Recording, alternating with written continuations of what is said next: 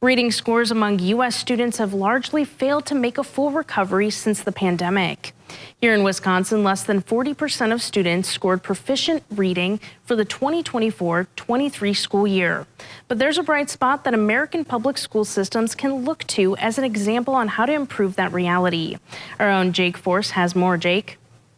Yeah, Jessica, educators nationwide have struggled to repair the educational damage that COVID bestowed upon millions of kids.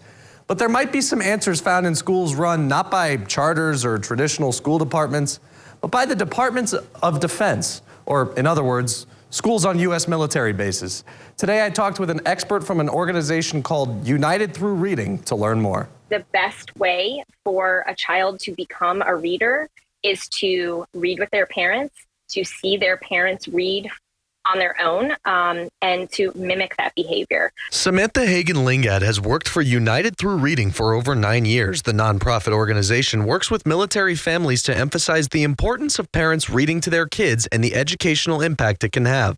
While the ripple effects of COVID isolation are still plaguing students nationwide, schools run by the Department of Defense have not experienced the same issues. But Lingad offered a glimpse into why. It's a classroom issue, but it's a family issue also.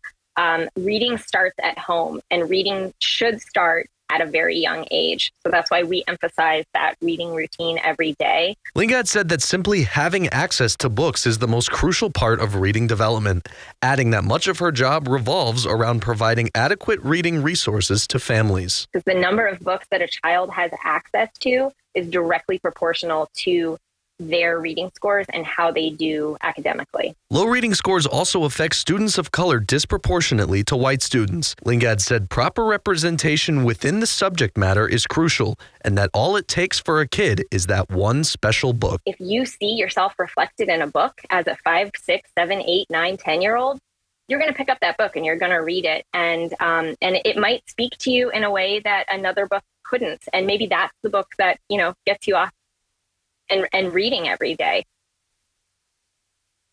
And Lingad also told me that even when your kid starts to read on their own, you should still read to and with them once in a while. For more on this story, you can visit our website, WJFW.com.